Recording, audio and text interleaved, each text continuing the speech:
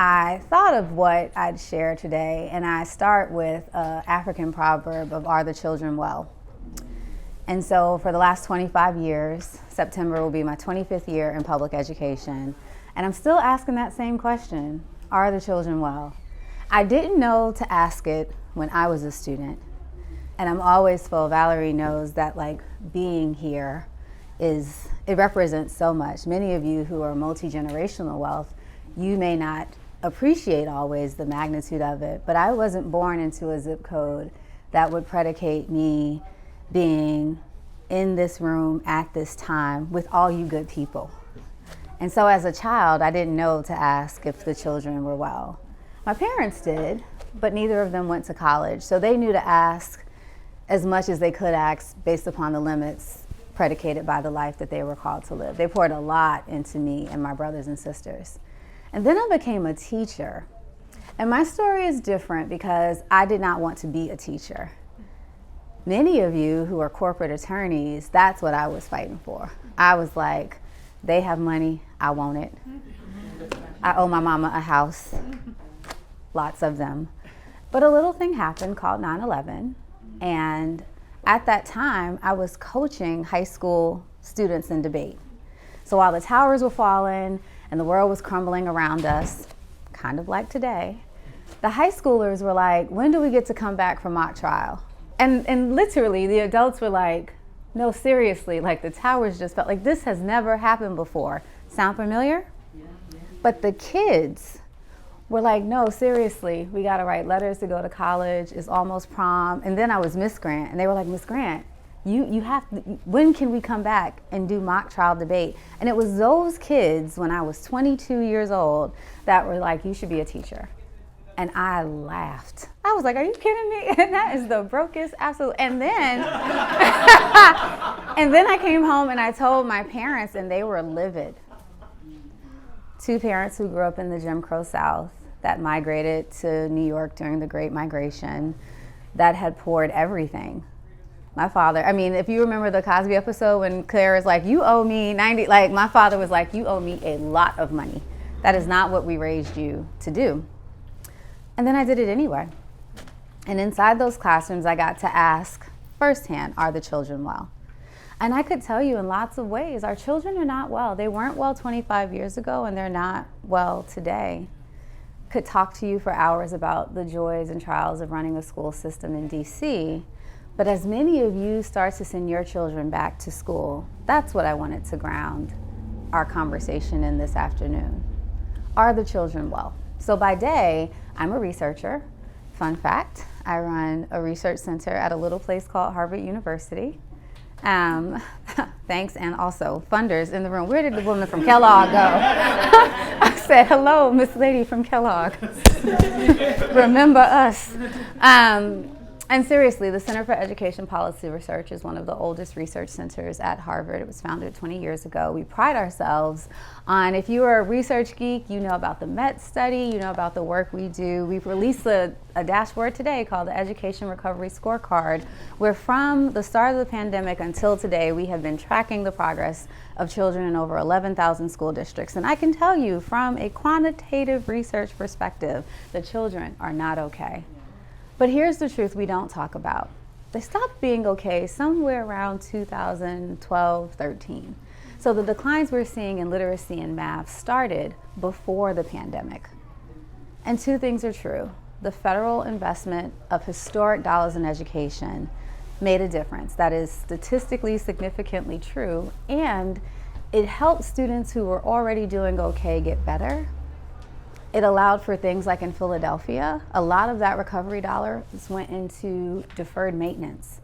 A statement that some of you, depending on where your children go to school, that's not even a concept. Some of you could write checks to cover deferred maintenance. But in Philadelphia, it is now the first time that there is no asbestos in any school in Philadelphia. That's where they spent their recovery dollars. That's where they spent the dollars that they were supposed to be spending on academic interventions, right? So if you play it out district to district, and if you visit our website at www.educationrecoveryscorecard.org, you can see the case studies that we've written. There are only 100 school districts in this country that have fully recovered their academic progress from where they found themselves before the pandemic to where they are today. I am not biased in saying that DC is one of them, but it is one of them.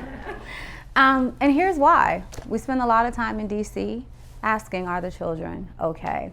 And it's not an ask that's just grounded in ELA math scores. It's also grounded in all the things we don't talk about.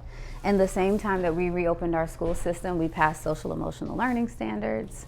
We revised our social studies standards for the first time in 17 years, even in this political environment.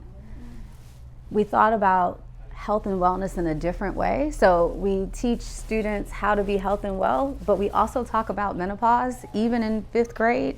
Nothing's better than parents coming up to me at Whole Foods, right? Because when I'm at Whole Foods, I wasn't a superintendent, like your hair is in a bun. And they were like, thank you so much, I know how to talk to my daughter. And I was like, you don't understand. And it was all grounded in, are the children okay? Because Valerie knows that there's a little person inside me called Chrissy. And when Chrissy had to learn about what was happening to her body, and this might be true for some other women in the room, we were pulled out of class. In my elementary school, our nurse's office was in the back of the gym. And we were pulled out of class. No one really explained what was happening. They took us in the back of the gym, they gave us a book and a package, and they were like, go with God. That just, fast forward 25 years later, that's how a lot of boys, girls, non-binary, everyone is not learning. But the question, the central question that I even sit with today at Harvard, are the children well?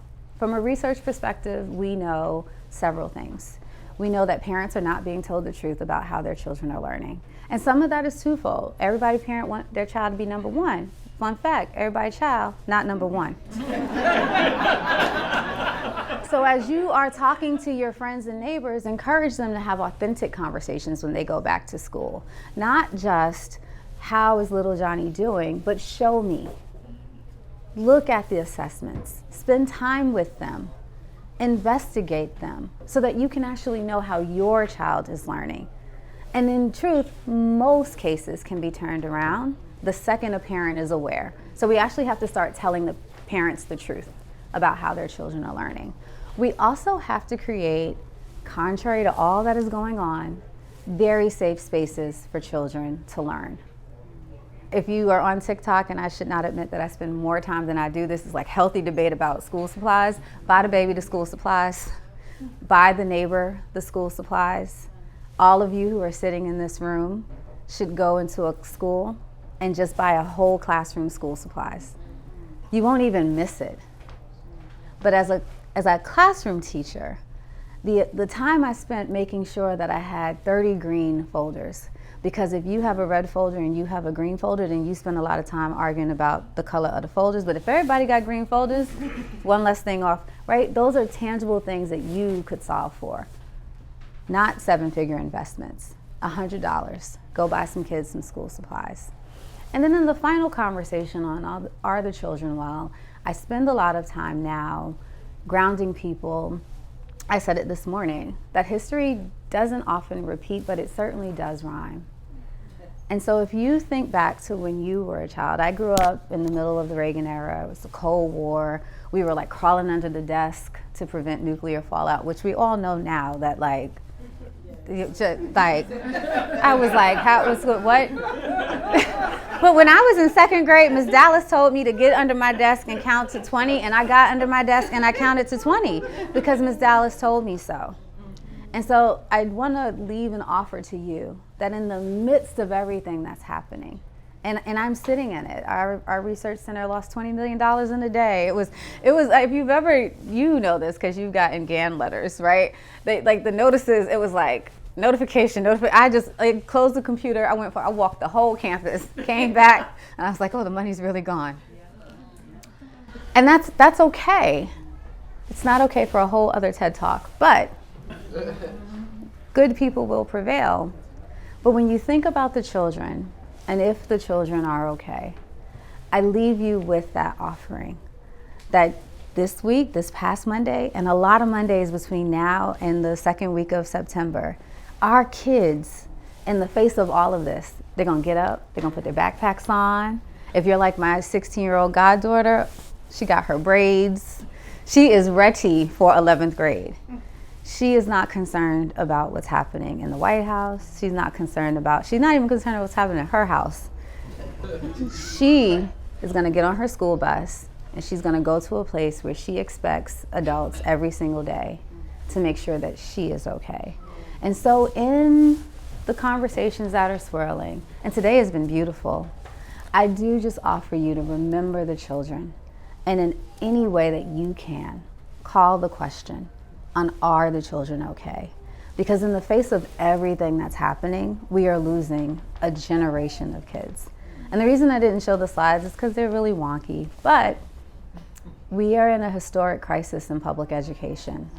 And it's more than the winds around who can say DEI and like banning books.